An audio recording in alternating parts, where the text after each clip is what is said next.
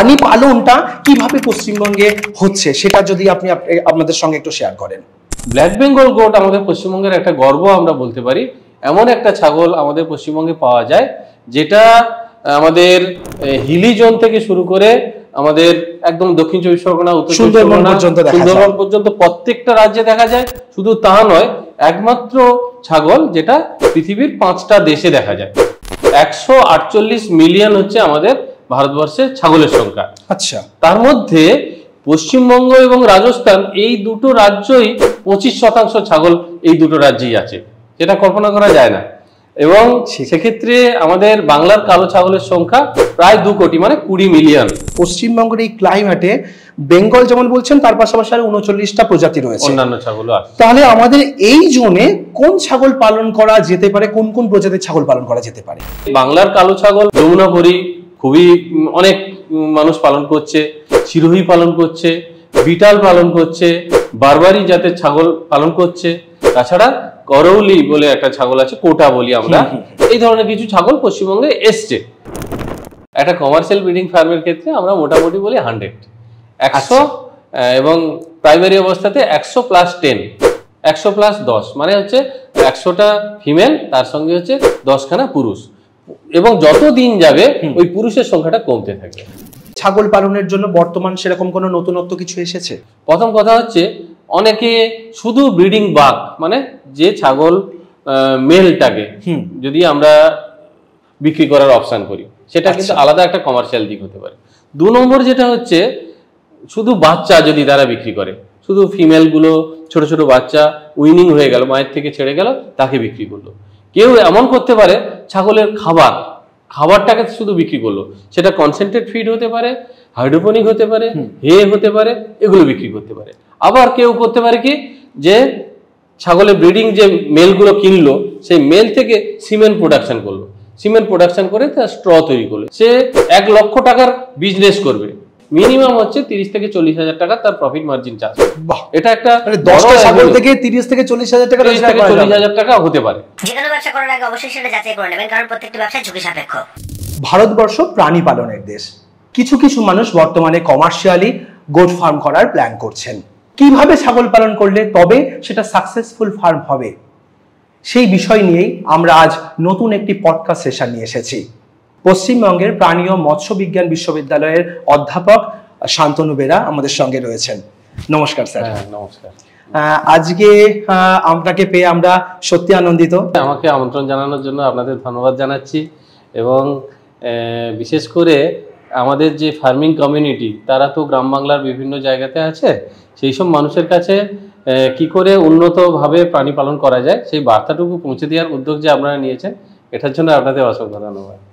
আজকের ডেটে আমরা আলোচনা করি যে প্রাণী পালনটা কিভাবে পশ্চিমবঙ্গে হচ্ছে, সেটা যদি আপনি আপনাদের সঙ্গে একটু শেয়ার করেন। প্রাণী পালনের ক্ষেত্রে সেটা সবথেকে বড় কথা হচ্ছে, ভারতবর্ষ একটা বড় দেশ, ভারতবর্ষের একটা রাজ্য হচ্ছে আমাদের রাজ্য পশ্চিমবঙ্গ। ভারতবর্ষ যেমন প্রাণী পালনে একটা এগিয়ে থাকা দেশ, সারা পৃথিবীর প্রায় 10.7% প্রাণী কিন্তু আমাদের ভারতবর্ষে রয়েছে, খুব বড় একটা ব্যাপার। এবং সেখানে যেমন বড় বড় প্রাণীর মধ্যে গরু, মহিষ এগুলো আছে, তার সাথে সাথে ছাগল, ভেড়ার মতো ছোট প্রাণী যেগুলো, শূকর, এগুলো কিন্তু আছে। এবং আমাদের পশ্চিমবঙ্গ প্রায় 6টা অ্যাগ্রোক্লাইমেটিক জোন আছে, এবং বিভিন্ন জোনে আমরা কিছু বড় প্রাণী যেমন দেখি, তেমনি ছোট প্রাণীগুলো দেখি। আমরা খুব গর্বের সঙ্গে বলতে পারি, আমাদের পশ্চিমবঙ্গের যে ছোট প্রাণী যেগুলো আছে, সেই ছোট প্রাণীগুলো কিন্তু খুবই ইম্পর্টেন্ট। সেটার মধ্যে একটা হচ্ছে ছাগল। ভেড়া পালনে যে আমরা খুব বেশি এগিয়ে তা নয়, কিন্তু আমাদের পশ্চিমবঙ্গের কিছু কিছু পকেটে ছোটনাগপুরি বা গাড়ল, শিপ, এগুলো কিন্তু পপুলার। ঠিক। আবার শূকরের ক্ষেত্রে যদি ধরি, শূকর পালনে পশ্চিমবঙ্গ অনেকটাই এগোচ্ছে। বিদেশি জাতের লার্জ হোয়াইট ইয়র্কশায়ার বা মিডল হোয়াইট ইয়র্কশায়ার, এই ধরনের শূকরের সাথে সাথে এখন কি হচ্ছে, ঘুংরু আমাদের পশ্চিমবঙ্গের একটা খুব ইম্পর্টেন্ট শূকর, সেটা ডেভেলপ হয়েছে। তার সাথে সাথে টিএনডি বলে, ট্যামওয়ার্থ অ্যান্ড ডুরক দেশি, এটার কিন্তু একটা কিছু কিছু পকেটে, পুরুলিয়া, বাঁকুড়া, এরকম কিছু পকেটে পপুলার হচ্ছে। আর ব্ল্যাক বেঙ্গল গোট আমাদের পশ্চিমবঙ্গের একটা গর্ব আমরা বলতে পারি।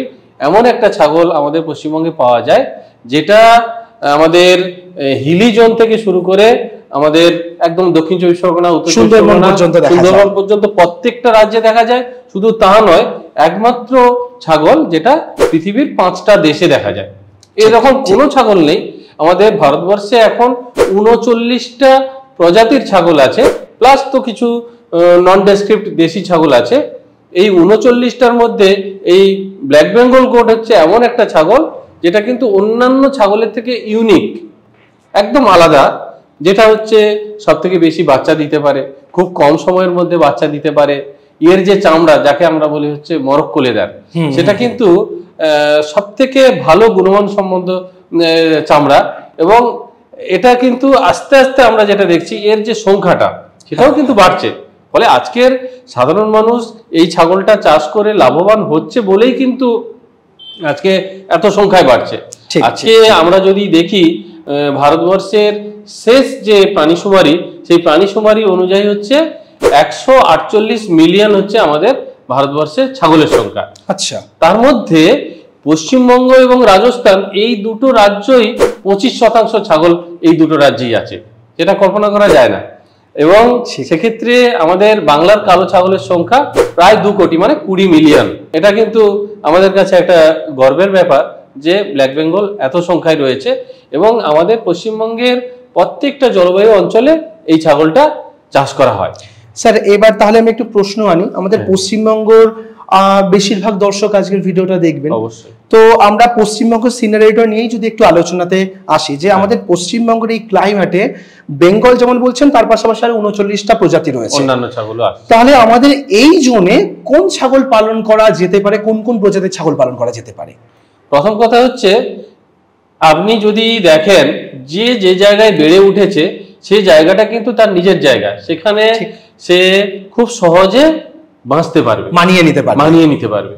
এবার অন্য জায়গার ছাগল যদি হয়, সেই ছাগলটা কিন্তু এই পরিবেশে এসে কোনো কারণে যদি অসুস্থ হয়ে যায়, তাকে কিন্তু বাঁচানোটা খুব কষ্টকর। ঠিক। এবার সেই জায়গায় দাঁড়িয়ে আমি বলি, এই মুহূর্তে পশ্চিমবঙ্গে বাংলার কালো ছাগল মূলত যারা ফ্রি রেঞ্জ ছোট ছোট খামার যারা করে, তাদের কিন্তু তারা পালন করছে। তার সাথে সাথে পশ্চিমবঙ্গে এই মুহূর্তে যমুনাপুরী খুবই অনেক মানুষ পালন করছে, সিরোহী পালন করছে, বিটাল পালন করছে, বারবারি জাতের ছাগল পালন করছে। তাছাড়া করৌলি বলে একটা ছাগল আছে, কোটা বলি আমরা, এই ধরনের কিছু ছাগল পশ্চিমবঙ্গে এসছে।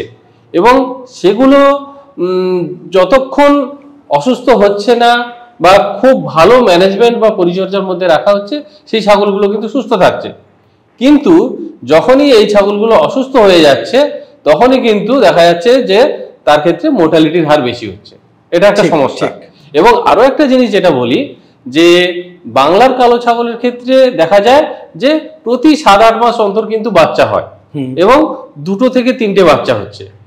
যেখানে আমরা যদি এই যে সমস্ত ছাগল অন্য রাজ্যের ছাগল, সেক্ষেত্রে 1 থেকে 1.5 বছর অন্তর বাচ্চা হচ্ছে। এবং সেক্ষেত্রে লিটার সাইজ যেটা বলি, সেই লিটার সাইজ কিন্তু অনেক কম, লিটার সাইজ 1টা বা হার্ডলি 2টো হয়। ফলে এটা একটা সমস্যা। আর সব থেকে বড় সমস্যা হচ্ছে এজ অফ সেক্সুয়াল ম্যাচুরিটি।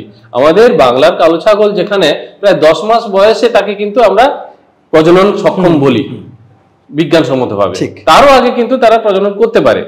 কিন্তু যমুনাপুরী বা অন্যান্য ছাগলের ক্ষেত্রে 1.5 বছর, 2 বছর, এমনকি অনেক সময় 2.5 বছর পর্যন্ত লেগে যায় প্রথমবার গরমে আসতে।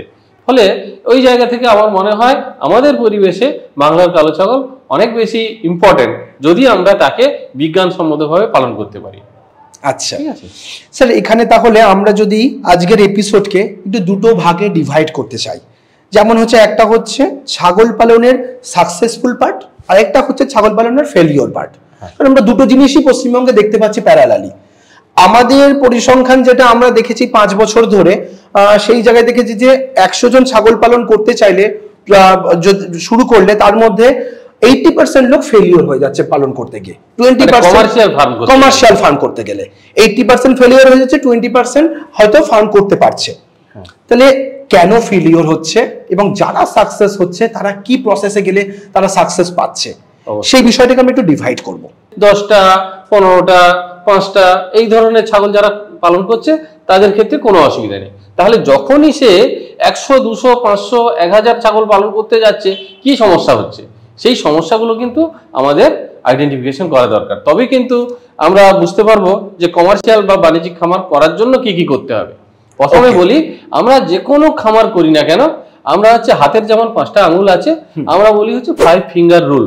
সেই 5 ফিঙ্গার রুলটাকে মানতে হবে। 5 ফিঙ্গার রুলের প্রথম কথা হচ্ছে ঠিকঠাক জাতটাকে নির্বাচন করা, প্রথম কথা। 2 নম্বর যেটা হচ্ছে তার ঘরটা বা তার যে শেল্টার, যেটা সেই শেল্টারটা যেন ঠিকঠাক হয়। 3 নম্বর কি, 3 নম্বর হচ্ছে তার খাদ্য যেটা আমরা দিচ্ছি, খাদ্যটা ওই ছাগলের যে উপযুক্ত কিনা, সেই খাদ্যর ব্যাপারে আমাদের নজরটা রাখতে হবে। কারণ যে কোনো খামারের 65 থেকে 70% খরচ হচ্ছে খাদ্যর বিচারে। ফলে ওই খাদ্যটা আমরা বিজ্ঞানসম্মত দেব, খরচ কম হবে এবং তার যে পুষ্টিটা, সেই পুষ্টিটা যেন ঠিকঠাক পায়, এটা আমাকে দেখে দিতে হবে। 3 নম্বর হচ্ছে খাদ্য, খুবই ইম্পর্টেন্ট। 4 নম্বর কি, 4 নম্বর হচ্ছে প্রতিপালন ব্যবস্থা। আমরা পরিচর্যাটা কিভাবে করছি। আপনার বাড়িতেও 5টা ছাগল আছে, আমার বাড়িতেও 5টা ছাগল আছে, কিন্তু পরিচর্যার জন্য আপনার ছাগল থেকে আপনি বেশি লাভ করলেন, আমি কিন্তু কম লাভ করলাম, কারণ আমি ঠিকঠাক পরিচর্যা করতে পারিনি। তার ফলেই কিন্তু রোগ ব্যাধিতে আক্রান্ত হচ্ছে আমাদের অ্যানিমেলগুলো। এবং 5 ফিঙ্গারের লাস্ট যে কথাটা, সেটা হচ্ছে রোগ ব্যাধির হাত থেকে প্রাণীকে বাঁচানো। এই রোগ ব্যাধির হাত থেকে প্রাণীকে বাঁচানো, তার মধ্যে একটা পার্ট হচ্ছে পরিচর্যা, 2টো পার্ট হচ্ছে টিকাকরণ করা ঠিকঠাক, আর 3 নম্বর অংশ হচ্ছে ডিওয়ার্মিং বা কৃমিনাশক ঔষধ ঠিকঠাক ভাবে একটা প্রাণীকে দেওয়া। এই যে 5টা নিয়ম, আমরা কমার্শিয়াল ফার্মিং এর ক্ষেত্রে কোনো একটা জায়গায় কিন্তু এটা অসুবিধা হচ্ছে।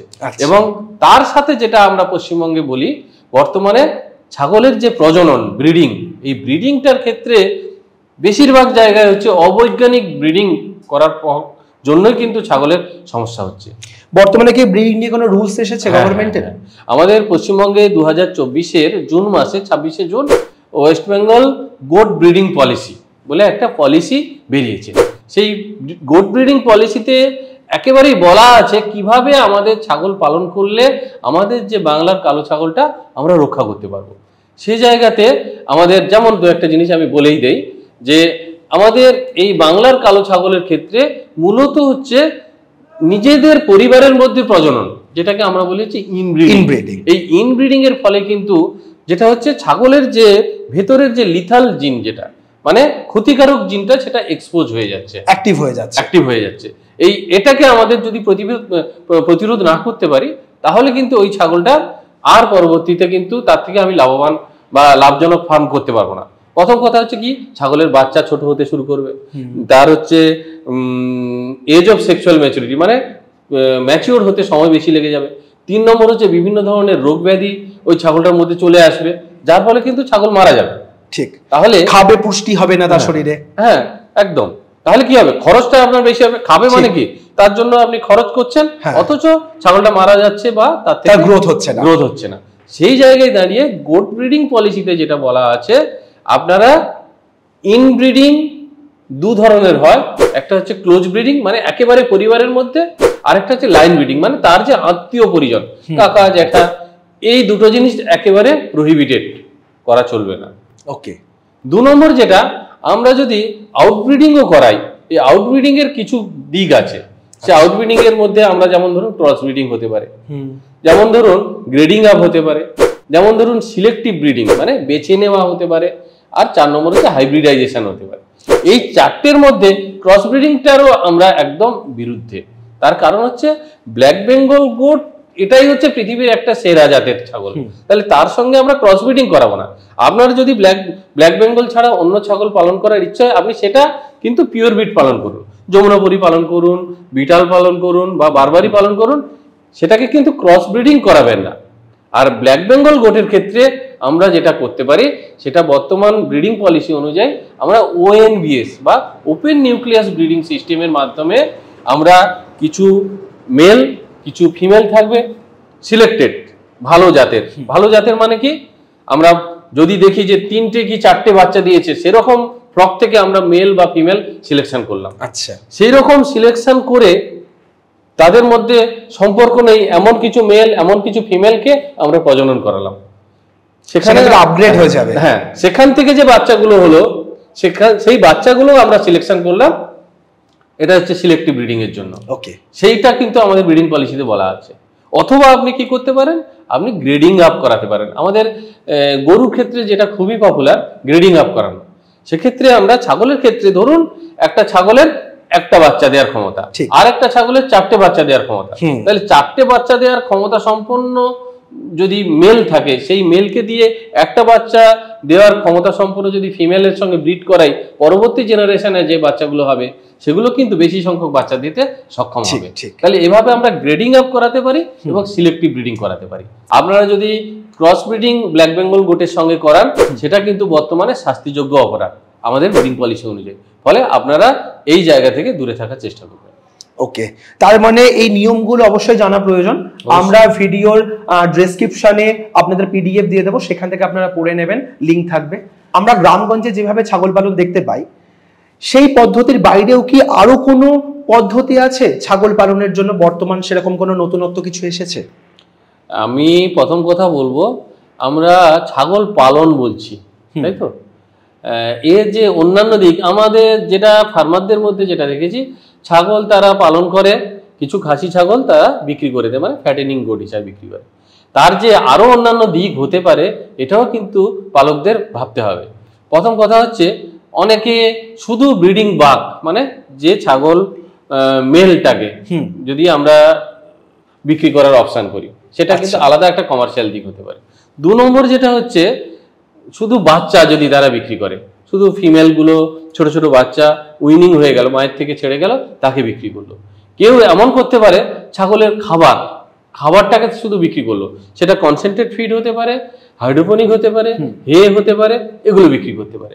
আবার কেউ করতে পারে কি, যে ছাগলের ব্রিডিং যে মেলগুলো কিনলো, সেই মেল থেকে সিমেন্ট প্রোডাকশন করলো, সিমেন্ট প্রোডাকশন করে তার স্ট্র তৈরি করলো, এবং সেটা একটা বড় লাভজনক দিক আগামী দিনে হতে চলেছে। বিশেষ করে ছাগলের কৃত্রিম প্রজনন এই মুহূর্তে পশ্চিমবঙ্গের বিভিন্ন জায়গায় বেসরকারি উদ্যোগে শুরু হয়ে গেছে। সেক্ষেত্রে 10টা মেল নিয়ে যদি কেউ শুরু করে একটা ব্রিডিং ফার্ম, যার সিমেন্ট কালেকশন যদি করে, সেক্ষেত্রে প্রায় 45 থেকে 50 হাজার স্ট্র তৈরি করতে পারবে এক মাসে। তাহলে এক মাসে যত সিমেন্ট হচ্ছে ন্যাচারাল ব্রিডিং এর তুলনায়, তাকে যখন আমরা কৃত্রিম প্রজননে ওই সিমেন্টটাকে ব্যবহার করছি, প্রায় 50 হাজার স্ট্র। 50 হাজার স্ট্র মানে সে 1 লক্ষ টাকার বিজনেস করবে। তাহলে 1 লক্ষ টাকা মানে 1 লক্ষ টাকার মধ্যে খরচ আছে, সেখান থেকে প্রফিট মার্জিন মিনিমাম হচ্ছে 30 থেকে 40 হাজার টাকা তার প্রফিট মার্জিন চার্জ। এটা একটা 10টা ছাগল থেকে 30 থেকে 40 হাজার টাকা, 30 থেকে 40 হাজার টাকা হতে পারে। তার জন্য তাকে একজন টেকনিক্যাল এক্সপার্ট দরকার আছে, যে এই বিষয়ে আমাদের বিভিন্ন জায়গায় ট্রেনিং প্রোগ্রাম হয়। কেউ আমাদের যারা খামারিরা যদি ইচ্ছুক থাকেন, তারা ট্রেনিং নিয়ে আসতে পারেন। CIRG, central institute of research on goat, মথুরাতে, ওখানে ট্রেনিং নিতে পারেন। আমাদের নদিয়া জেলাতেই একটা ইনস্টিটিউট আছে, ERS IVRI, মানে eastern regional station Indian veterinary research institute আছে, বা NDRI, national dairy research institute আছে। তারা কিন্তু এই ধরনের প্রশিক্ষণগুলো দেয়। আমাদের যে সমস্ত বেকার যুবক যুবতী, শিক্ষিত বেকার যুবক যুবতী, আজকের আনএমপ্লয়মেন্ট একটা সমস্যা, তাহলে সেই জায়গায় তারা কিন্তু এভাবেও কিন্তু আজকের অনেক চাকুরিজীবীর থেকে বেশি ইনকাম করতে পারে। এবং এই ছাগলের আরো কতগুলো দিক আগামী দিনে অ্যাভিনিউ খুলে যাবে, সেটা হচ্ছে ছাগলের মিট এবং ছাগলের মিল্ক, এই দুটোর যে বিভিন্ন প্রোডাক্ট তৈরি করে সেই প্রোডাক্টটাকে হচ্ছে সেল করা। ছাগলের মাংস থেকে নাগেট তৈরি হচ্ছে, সসেজ তৈরি করতে পারে, ছাগলের মিটের নিমকি তৈরি করতে পারে, ছাগলের মিল্ক থেকে আবার বিভিন্ন ধরনের বিস্কুট আইটেম এগুলো তৈরি হচ্ছে, মিটের হচ্ছে পিকল তৈরি হচ্ছে। তাহলে এই জিনিসগুলো এখন হয়তো পপুলার নয়, আগামী দিনে কিন্তু এটা পপুলার হবে। এর পরবর্তীতে স্যার আমরা তাহলে একটু পার্ট করে জানতে চেষ্টা করি, যে ছাগল পালন করতে গেলে আপনি যেমন 5টা রুলস বলেন, 5টা রুলের প্রথমেই আপনি আনছেন যে ব্রিড সিলেকশন। তাহলে আমরা ছাগলকে কিভাবে ব্রিড সিলেক্ট করব, কোন ছাগল নিয়ে পালন করব, কোন পারপাস, আমি যদি ব্রিডিং এর জন্য ব্রিডিং ফিমেল চয়েস করি তাহলে তার জন্য কিভাবে, আমি যদি খাসি ফার্ম করতে চাই তার জন্য কেমন, বা আমি যদি সিমেন্টের জন্য করতে চাই তাহলে কেমন, আপনি যদি সেইভাবে আমাদের বুঝিয়ে দেন। প্রথম কথা হচ্ছে, আমরা যে কোনো খামার করি না কেন, তার পুরুষ একটা সাইড, স্ত্রী আরেকটা সাইড। ঠিক।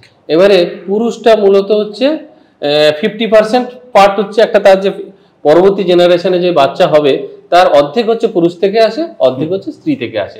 তাহলে পুরুষ সিলেকশনটা হচ্ছে সব থেকে গুরুত্বপূর্ণ। কিন্তু একটা পুরুষ খারাপ হলে 10টা ফিমেলের সঙ্গে বা 20টা ফিমেলের সঙ্গে যে সে প্রজনন করবে, প্রত্যেকটা বাচ্চা খারাপ হতে পারে। ঠিক। ফলে পুরুষের ক্ষেত্রে আমি বলবো যে প্রথম কথা হচ্ছে তার লিটার সাইজ দেখে নেওয়া, মানে এমন মেলকে নেব যার আগের ইতিহাস নেব যে 3-4টে বাচ্চা হয়েছিল, সেখান থেকে পুরুষটা নিলাম। সব থেকে সুস্থ বাচ্চাকে আমি নেব এবং সবসময় হচ্ছে কোনো ডিফর্মিটি থাকবে না। একটা পুরুষ তো মাউন্টিং করবে, সে কোনো তার যে সামনের পা পেছনের পা এগুলো যেন স্ট্রং হয় এবং তার যেন কোনো ডিফর্মিটি না থাকে। তারপরে দ্বিতীয়ত হচ্ছে তার যে সিমেন্ট যেটা হবে, সেই সিমেন্টটাকে হচ্ছে একবার টেস্ট করিয়ে নিয়ে তারপরে হচ্ছে তাকে প্রজননে ব্যবহার করা দরকার। তার কারণ হচ্ছে ওই সিমেন্টের মধ্যে বিভিন্ন ধরনের রোগ জীবাণু ছড়িয়ে পড়তে পারে, কিন্তু তাহলে সিমেন্টটাকে একবার টেস্ট করে নিয়ে তারপরে যদি ব্রিডিং করায় সেটা কিন্তু অনেক ভালো হবে। সিমেন্ট টেস্টের ল্যাব আছে, হ্যাঁ এই টেস্ট করার ল্যাব আছে। ওকে। তারপরে যেটা হচ্ছে অনেক সময় কি হয়, সিমেন্টের রোগ জীবাণু ছাড়াও কি হচ্ছে একটা স্পার্মের স্ট্রাকচার আছে, সেই স্পার্মের অ্যাবনর্মাল যদি স্ট্রাকচার হয় তাহলেও কিন্তু সেই মেলটাকে বাদ দিতে হতে পারে। ফলে আমরা মেল সিলেকশনের ব্যাপারে আমরা অতীব আমরা কিন্তু গুরুত্ব দেব, এটা 1 নম্বর গেল। ওকে। 2 নম্বর যেটা হচ্ছে স্ত্রী ছাগল। স্ত্রী ছাগলের ক্ষেত্রে আমরা যেটা বলবো তার সুস্থ ছাগল হতে হবে এবং 3-4টে বাচ্চা দিয়েছে, সেখান থেকে যদি আমরা স্ত্রী ছাগল নেই সেটা ভালো হয়। এবং তার সাথে সাথে আরেকটা জিনিস আমি বলবো, এই একটা টেপের মাধ্যমে আমরা ফিমেল বা মেলকে আমরা একটু দেখে নেব। প্রত্যেকটা ছাগলের আমরা একটা মেজারমেন্ট করতে পারি। আচ্ছা, মেজারমেন্টের ক্ষেত্রে আমরা বলি ছাগলের দৈর্ঘ্য, ছাগলের হচ্ছে বুকের বেড, ছাগলের হচ্ছে পাঁচ গার্ড মানে পেছনের পায়ের সামনের দিকের বেড, মানে অ্যাবডোমিনাল পোরশনের যে বেডটাকে নেওয়া। এই তিনটের মধ্যে একটা সম্পর্ক আছে। আচ্ছা, দৈর্ঘ্য যতটা হয় দৈর্ঘ্য থেকে হচ্ছে বুকের বেডটা হচ্ছে একটু বেশি হবে, মানে হার্ট গার্ড আচ্ছা বেশি হবে। সেই হার্ট গার্ডের থেকে আবার পেছনের দিকে যেটা অ্যাবডোমিনাল পোরশনের যে বেডটা সেটা অনেকটাই বেশি হবে। এবং অ্যাবডোমিনাল পোরশনটা যতটা চওড়া হবে সেই ছাগলের হচ্ছে বাচ্চা দেওয়ার ক্ষমতা তত বেশি হবে। আইডিয়াল সাইজ কেমন? একদম আইডিয়াল সাইজের ক্ষেত্রে আমরা যেটা বলি ব্ল্যাক বেঙ্গল গোটের ক্ষেত্রে আমরা ধরুন 20 ইঞ্চ যদি তার দৈর্ঘ্য হয়, 22 থেকে 23 ইঞ্চ হচ্ছে তার বুকের বেড। আচ্ছা, এবং 5 গার্ডটা সেটা যদি 26, 27, 28 যত বেশি হবে তত কিন্তু ভালো হয়। এটা হচ্ছে আমরা ফিটের মাধ্যমে করতে পারি। ওকে। এছাড়াও আরো একটা পদ্ধতি আছে যেটাকে আমরা বলি হচ্ছে বিসিএস করা, মানে body condition scoring. Body condition স্কোরিংটা কি? বডি কন্ডিশন স্কোরিং ধরুন ছাগলের বুকের পাঁজরা আমরা হাত দিয়ে দিয়ে দেখতে পারি সেখানে কতটা ফ্যাট জমে গেছে। তারপর ধরুন বুকের হাড় শেষ হওয়ার পরে শীতদাঁড়ার একদম পরে লাম্বার বা এটাকে আমরা বলি হচ্ছে কোটি অঞ্চল, সেই জায়গাটা আমরা আঙুল দিয়ে দেখতে পারি কতটা ফ্যাট জমে গেছে। আমরা যেটা বলি 1 থেকে 5 পর্যন্ত যদি ক্লাসিফিকেশন করি, 1 হচ্ছে সব থেকে পাতলা যে ছাগলগুলো, 5 মানে হচ্ছে সব থেকে বেশি ফ্যাট জমে গেছে এমন ছাগল। আমরা সবসময় 2.5 থেকে 3 এই পর্যায়ে যদি বিসিএস হয় সেই ছাগলগুলোকে আমরা খামারের জন্য নির্বাচন করব। আচ্ছা, সেটা যে ব্রিড হোক না কেন, ঠিক আছে। এবারে আমরা যদি আসি ব্ল্যাক বেঙ্গল গোটের কথায়, ব্ল্যাক বেঙ্গল গোটের ক্ষেত্রে খামারিদের বলবো আপনারা ছাগলটাকে চিনুন।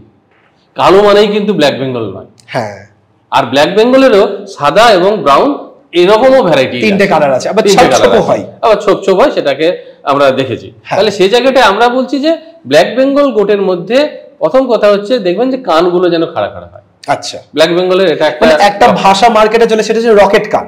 হ্যাঁ, একদম ঠিকই বলেছেন। তো এইভাবে ছাগলটা দেখে নিতে হবে। হ্যাঁ, আর 2 নম্বর যেটা হচ্ছে লেজ খুব ছোট হবে, আপরাইট হবে, উপরের দিকে থাকবে। 3 নম্বর যেটা হচ্ছে অ্যাঙ্গুলার হবে একটু। ছাগল সবসময় হচ্ছে দেখবেন যে তার পেছনের দিকে একটু পাঁজরা বেরিয়ে আছে, সামনের দিকে অ্যাঙ্গেল, মানে ছাগল মানে ভাববেন গোলগাল হয়ে গেলে জানবেন যে তার ফ্যাট জমে গেছে, তার গ্রোথ রেট পরবর্তীতে কিন্তু তার থেকে উৎপাদন আপনি খুব বেশি পাবেন না। এবং আরো একটা জিনিস হচ্ছে ছাগলের দেখবেন যে দাড়ি আছে, মেল যেগুলো আছে দেখবেন দাড়ি, এগুলো দেখতে পাবেন। এটা ছাগলের একটা ব্রিডের ক্যারেক্টারিস্টিক। সে জায়গায় আমরা বলবো যে খাড়া কান, ছোট আকারের এবং ছোট ছোট পা, এবং তা স্ট্রেট এবং মজবুত, শক্ত এবং মজবুত, সোজা। আচ্ছা, এইরকম ছাগলকে আমরা খামারের জন্য সিলেকশন করুন এবং রেশিওটা সবসময় মেনটেন করবেন 1:10। যদি ছাগলের বয়স কম হয় এবং ছাগলের বয়স বাড়ার সাথে সাথে আমরা একটা পুরুষের সঙ্গে আরো বেশি সংখ্যক মেল রাখতে পারি, সেটা 20, 25 থেকে 30 পর্যন্ত ফিমেল আমরা রাখতে পারি। ওকে, যেহেতু বর্তমানে অনেকে কমার্শিয়াল ফার্ম করতে চাইছে, একটা সেকশন চাইছে ফ্যাটেনিং করবে, একটা সেকশন চাইছে ব্রিডিং করবে, তাহলে এই ফ্যাটেনিং এর ক্ষেত্রে কত বয়সের ছাগলটা এবং কত সাইজের ছাগলটা কেনা উপযুক্ত, এবং ব্রিডিং এর ক্ষেত্রে সেই বিষয়টা কেমন রাখা দরকার? আমরা যেটা বলি ফ্যাটেনিং মানে হচ্ছে কুইক মার্কেটিং। হ্যাঁ, মোটা তাজাকরণ। হ্যাঁ, তাকে যত ওজন বেশি হবে তার হচ্ছে দামটা বেশি পাবে। ঠিক। এবং সেক্ষেত্রে আমরা একটা পদ্ধতি অবলম্বন করি। কি পদ্ধতি? না, তাকে হচ্ছে এক্সট্রা কনসেন্ট্রেট রেশন বা এনার্জি ফিড আমরা খাওয়াই। এবারে ছাগলকে কখন খাওয়ানো হবে? তার বয়সটা যখনই আমাদের ব্ল্যাক বেঙ্গল গোটের ক্ষেত্রে পারচেজ টাইমটা কবে হবে? খাসি ছাগল তো বিক্রি করবো 10 মাসের বেশি হয়ে যাবে যখন। ঠিক। 10 মাস থেকে আমরা চাইছি যে 12 মাসে ওকে সেল করে দেবো। তাহলে যে ওই 2 মাসের সময় আমরা কি করব না, তাকে আমরা এক্সট্রা কনসেন্ট্রেট খাওয়াবো। এক্সট্রা কনসেন্ট্রেট দুটো জিনিস আমরা দিতে বলি, এক হচ্ছে ভুট্টা, দুই হচ্ছে ওট হতে পারে। ওকে।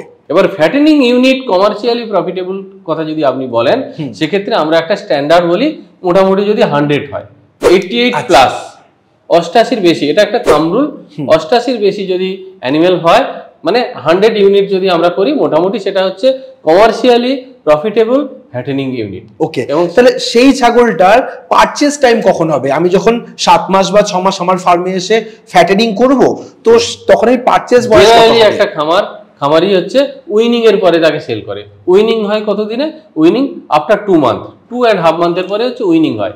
মানে যতক্ষণ মায়ের থেকে বাচ্চাকে আলাদা না করা হচ্ছে ততক্ষণ আপনি ওটাকে ইউজ করতে পারবেন না। মায়ের থেকে বাচ্চা আলাদা করা হলো, এবারে ফ্যাটেনিং এর ক্ষেত্রে আমরা ক্যাস্ট্রেটেড মেল, যেটা খাসি ছাগল, ক্যাস্ট্রেশন করব, কিন্তু তারও আগে কিন্তু মায়ের কাছে থাকলো, কিন্তু ক্যাস্ট্রেশন আমরা বলি সার্জিক্যালি ক্যাস্ট্রেশন, জেনারেলি 1 মাসের বেশি হয়ে গেলে সার্জিক্যালি ক্যাস্ট্রেশন করছি। তাহলে সার্জিক্যালি ক্যাস্ট্রেশন হলো, তখনও কিন্তু উইনিং হয়নি, মায়ের কাছে থাকলো, 2 মাস হলো, উইনিং হলো, তারপরে সেটাকে আমরা ফ্যাটেনিং ইউনিটে আমরা ট্রান্সফার করলাম। এইবারে সেটাকে আমরা বিক্রি করব কবে? আমার টার্গেট হচ্ছে 1 বছর। 1 বছরে যদি আমরা ব্ল্যাক বেঙ্গল গোটকে ফ্যাটেনিং করে বিক্রি করতে চাই, প্রায় অনেক সময় কি হয়, ফিডিং যদি ঠিকঠাক হয়, আমরা 25 থেকে 27 কেজি ওজন আমরা একটা ক্যাস্ট্রেটেড মেলের করতে পারি। এবার আমি ব্রিডিং ফিমেলের কথাই আসি।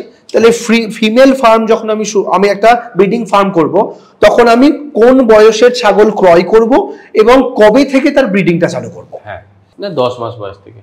তাহলে আমরা সিলেকশন করব কিন্তু তারও আগে, কিন্তু তার যে বডি কনফরমেশন, শরীর শারীরিক স্ট্রাকচার দেখে আমরা তাকে সিলেকশন করব। কখন কিসের বেসিসে সিলেকশন করব? সেটা হচ্ছে কটা বাচ্চা হয়েছিল, যে লিটার সাইজ কত ছিল, তার বেসিসে এবং তার শারীরিক গঠন, এগুলোর বেসিসে কিন্তু আমরা সিলেকশন করব।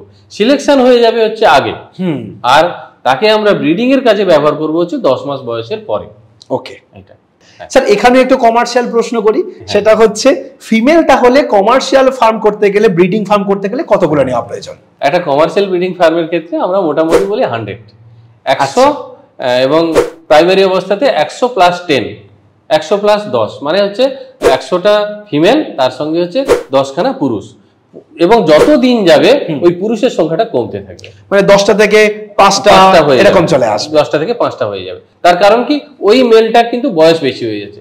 কিন্তু কি বলুন তো, এই পুরুষগুলোকে যখন দ্বিতীয় বছরে প্রজনন করাবো, তখন বেশিরভাগ ক্ষেত্রে যেটা খামারিরা, আপনি একটু আগে বলছিলেন না যে কমার্শিয়াল খামার ঠিকঠাক সাকসেসফুল হচ্ছে না, কারণ কমার্শিয়াল খামারেই বেশিরভাগ আমরা ইনব্রিডিং এর সম্ভাবনা দেখি। কারণ কি, এতগুলো ফিমেল, কোন মেলের সঙ্গে কোন ফিমেলের যে প্রজনন হচ্ছে আমরা কেউ জানি না।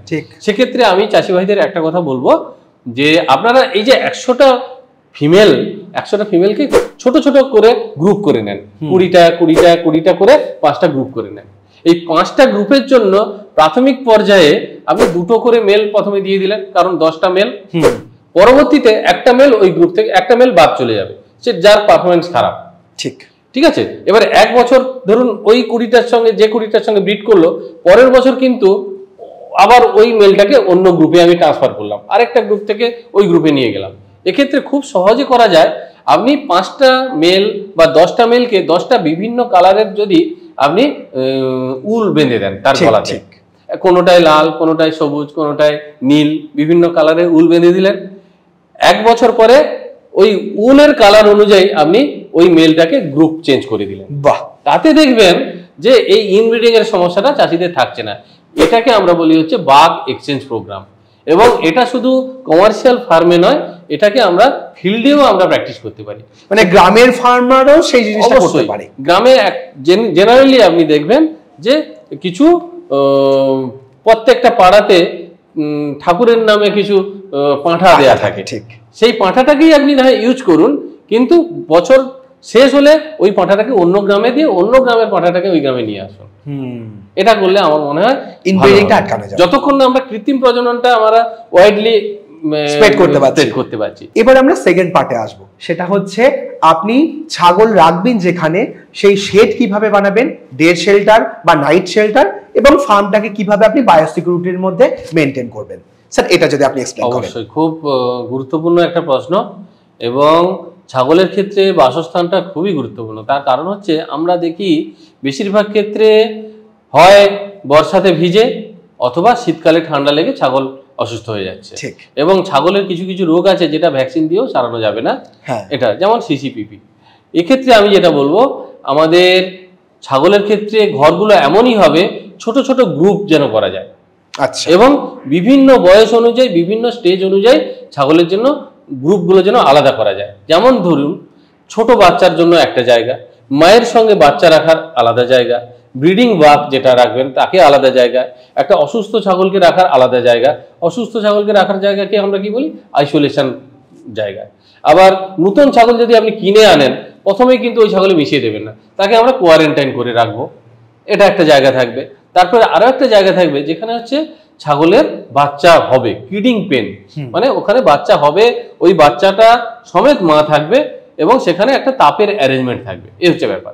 এক্ষেত্রে আমরা বলি যে এরিয়া ওয়াইজ আমরা ভাববো, আমরা যদি ছোট বাচ্চা হয় মোটামুটি 4 বর্গফুট করে জায়গা দেব, আমরা যে ফিমেলগুলো যদি পালন করি 12 বর্গফুট জায়গা দেব, আমরা প্রেগনেন্ট অ্যানিমেল যদি দেই সেক্ষেত্রে 16 বর্গফুট জায়গা দেব, এবং আমরা ব্রিডিং বাক যদি দেই সেক্ষেত্রে 20 বর্গফুট করে এক একটা অ্যানিমেল পিছু জায়গা দেব। এবং ব্রিডিং বাক যদি হয় প্রত্যেকটার জন্য যদি আলাদা আলাদা করে কুক করে দেওয়া যায় সব থেকে ভালো। ব্রিডিং বাককে একসঙ্গে মেশাবেন না, কারণ কি তারা একটু অ্যাগ্রেসিভ হয়, মারামারি করে এবং ইনজুরি হয়ে যাওয়ার সম্ভাবনা আছে, এর জন্য একে আলাদা আলাদা অনলি ব্রিডিং এর সময় আমরা কোন ফিমেলের সঙ্গে ব্রিডিং করাবো তখন তাকে ওখানে নিয়ে যাব, এটা একটা নম্বর। আর 2 নম্বর যেটা হচ্ছে ছাগলের যে ঘর করব সেটা যথাসম্ভব উঁচু জায়গাতে করা। আমরা বলবো একেবারে যদি জলাজমি হয় মিনিমাম 3 ফুট উচ্চতাতে একটা ছাগলের ঘর হবে।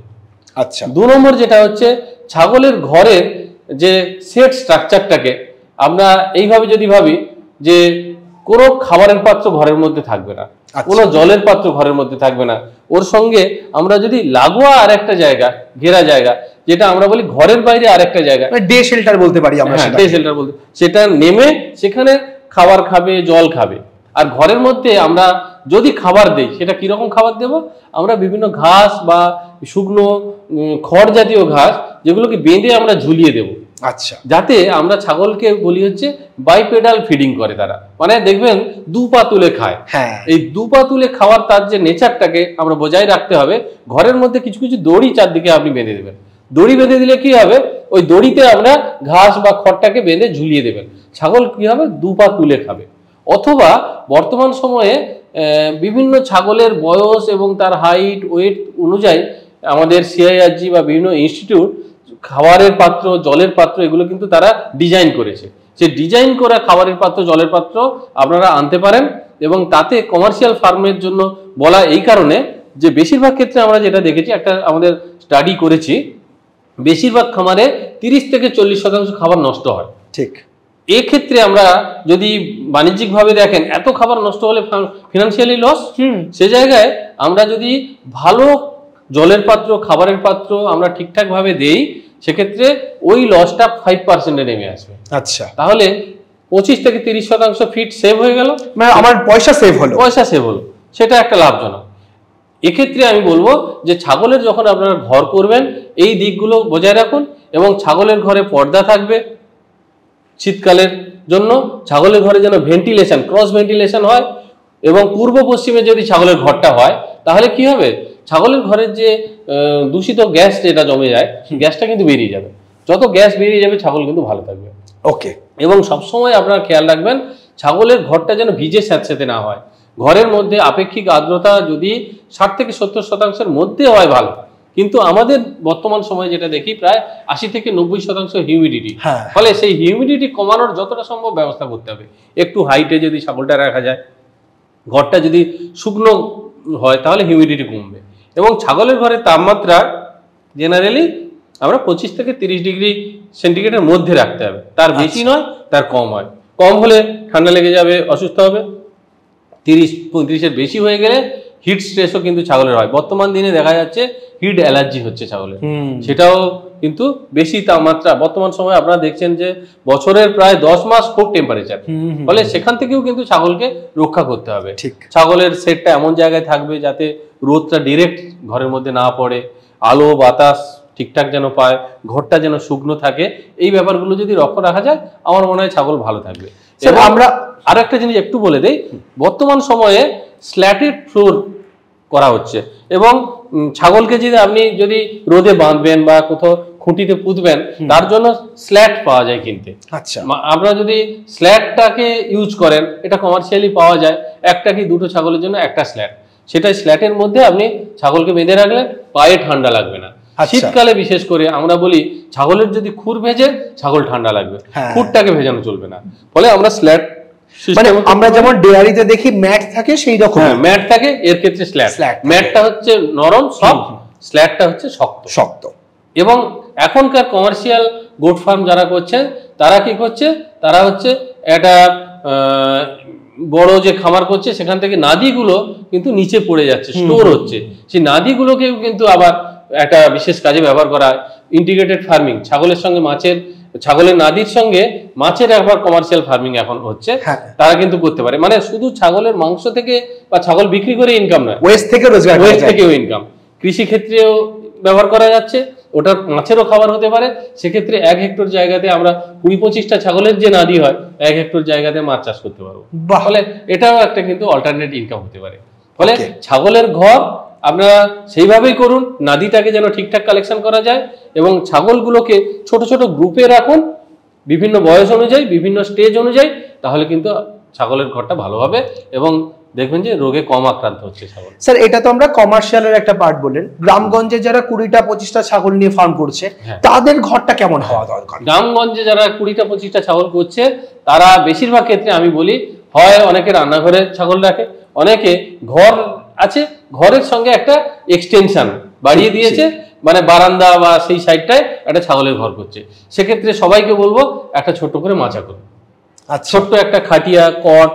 আপনি ধরুন দামি মাচা করতে পারবেন না, মানে তক্তা দিয়ে করতে পারবেন না, সেক্ষেত্রে বাঁশ বা কঞ্চি যেগুলো হলে এগুলো দিয়ে আপনি মাচা করুন।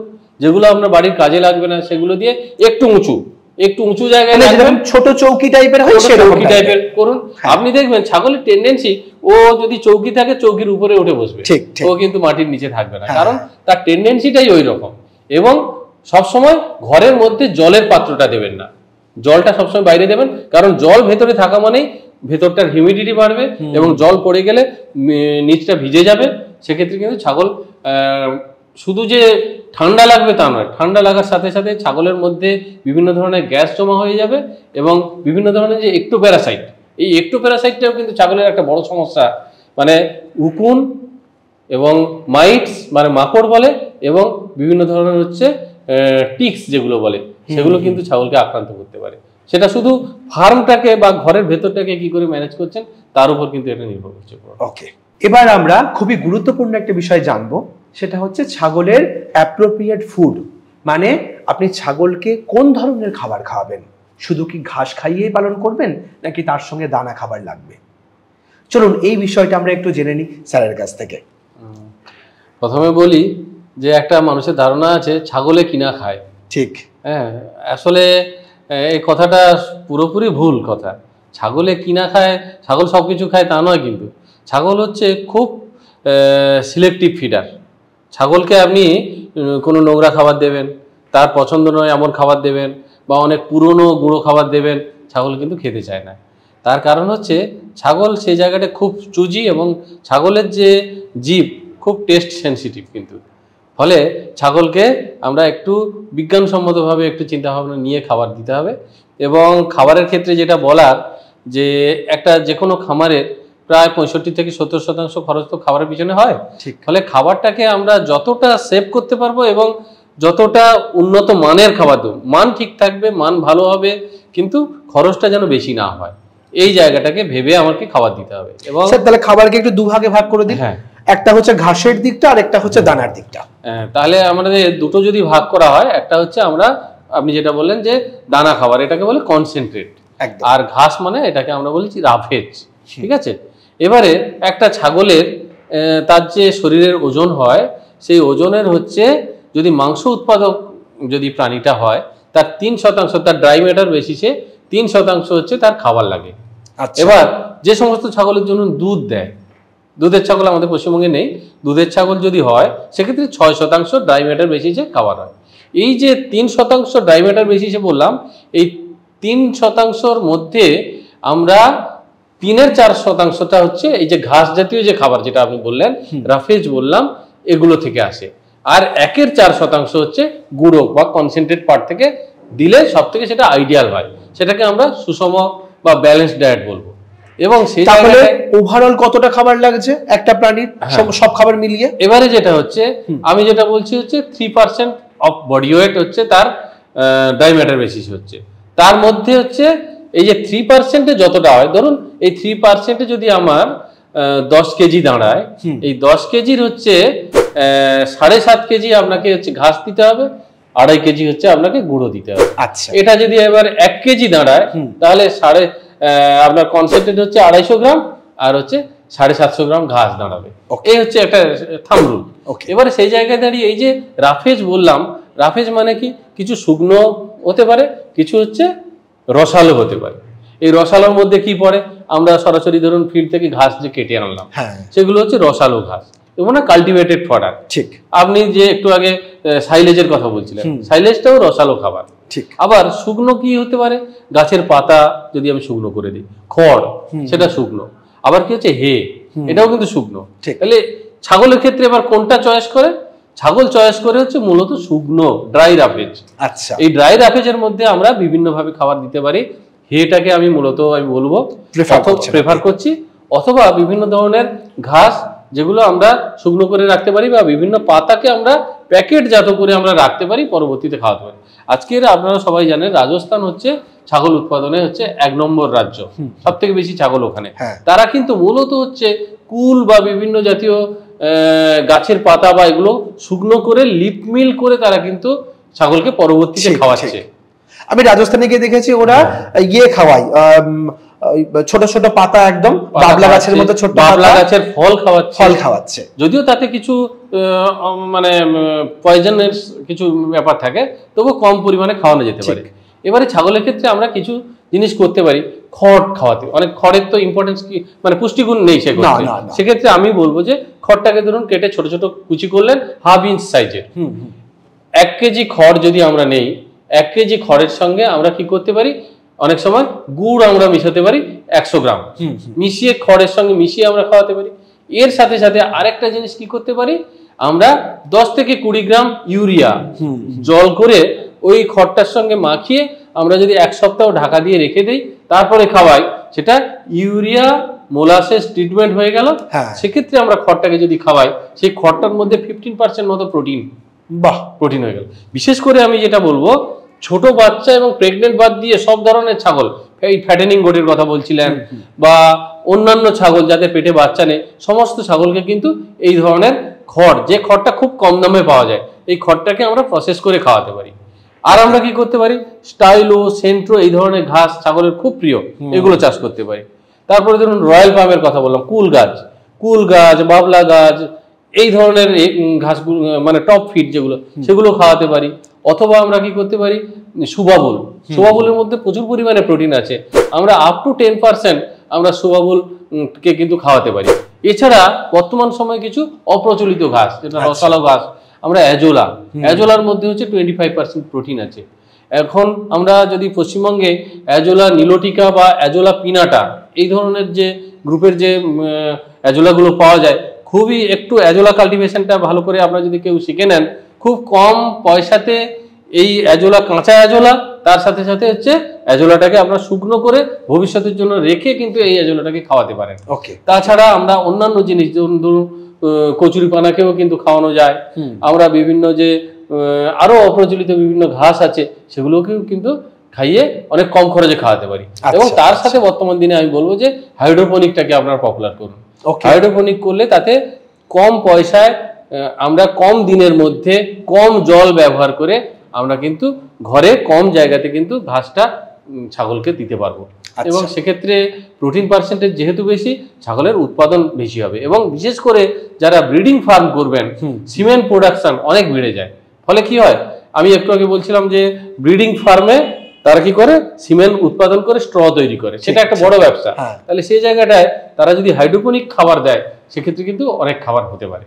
এবারে আরেকটা জিনিস যেটা আপনি বলছিলেন যে এই রাফেজ বাদ দিয়ে আরেকটা যে অংশ সেটা হচ্ছে কনসেন্ট্রেট। এই কনসেন্ট্রেটের মধ্যে আমি মূলত বলবো যে এনার্জি রিচ কনসেন্ট্রেট, আরেকটা হচ্ছে protein rich concentrate. Energy rich কনসেন্ট্রেটের মধ্যে কি হচ্ছে, ভুট্টা, জোয়ার, বার্লি, গম, এগুলো হচ্ছে এনার্জি রিচ কনসেন্ট্রেট। এটা যে কোনো একটা খাবারের যদি মিক্সচার করি 60% হচ্ছে এই ধরনের খাবার দিতে হয়।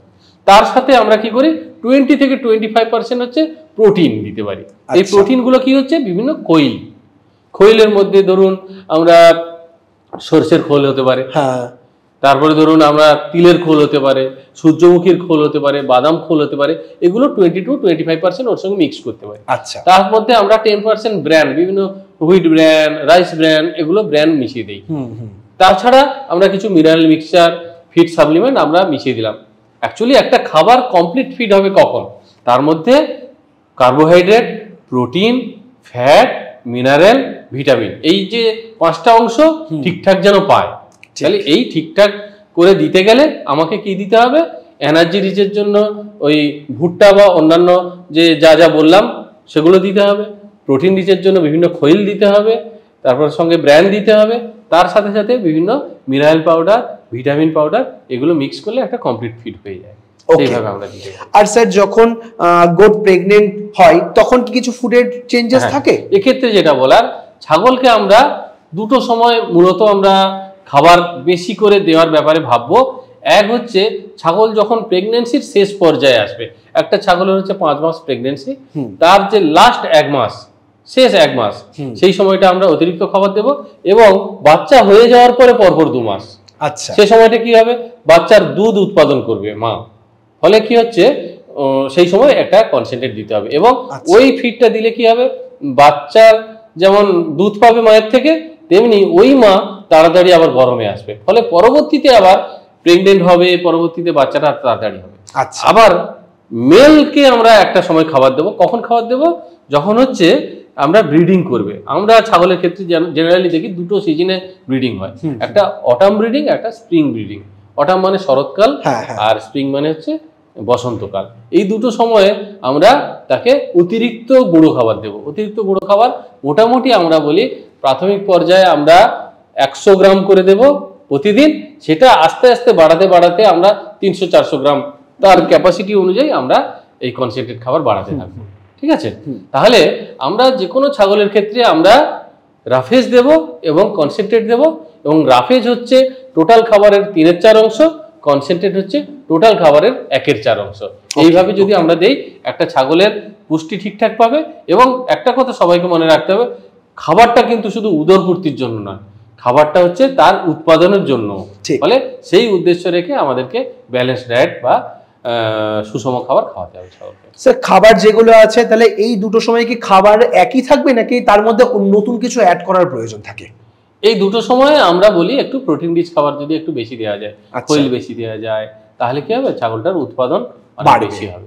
ওকে, অসংখ্য ধন্যবাদ আপনাকে এত ইনফরমেটিভ একটি সেশনে আমাদের সঙ্গে থাকার জন্য, এবং এত তথ্য আপনি ফার্মারদের দিলেন, যেটা ফার্মারদের সত্যি একটা সঠিক দিক দেখাতে পারে, সঠিক ব্যবসার লক্ষণ হয়ে উঠতে পারে। তো আমরা পরবর্তীতে যদি এরপরে আরো কিছু এপিসোডে আপনাকে পেতে চাই, সেটা কি সম্ভব? অবশ্যই আমি চেষ্টা করব। সত্যি কথা বলতে কি, আমরা হচ্ছে গ্রামের সাধারণ মানুষের আর্থসামাজিক উন্নয়নের একজন করার জন্য আমাদেরকে দায়িত্ব দেওয়া হয়েছে। আমরা যদি সেই দায়িত্বটুকু না পালন করি সেটা আমার মনে হয় অন্যায় করা হবে। সেক্ষেত্রে যে কোনো সময় চাষি ভাইদের উপযোগী যে কোনো প্রোগ্রাম যেটা চাষিদের জীবন জীবিকার সঙ্গে যুক্ত রয়েছে অবশ্যই আমি আসব। আজকের আপনাদের এই এগ্রিচর্চার এখানে আমন্ত্রণ জানানোর জন্য ধন্যবাদ। আপনি ভালো থাকবেন, চাষি ভাইরা সবাই ভালো থাকবেন। নমস্কার। তো আজকের ভিডিওটা আমরা এখানে শেষ করছি। আপনাদের যে সমস্ত প্রশ্ন আপনারা এতক্ষণ এপিসোড দেখে আপনাদের মনে হয়েছে সেই প্রশ্নগুলো কমেন্ট করুন, আমরা সেই প্রশ্নগুলো নিয়ে পরবর্তীতে আবার এপিসোড বানানোর চেষ্টা করব। সকলে ভালো থাকবেন, সুস্থ থাকবেন। ধন্যবাদ।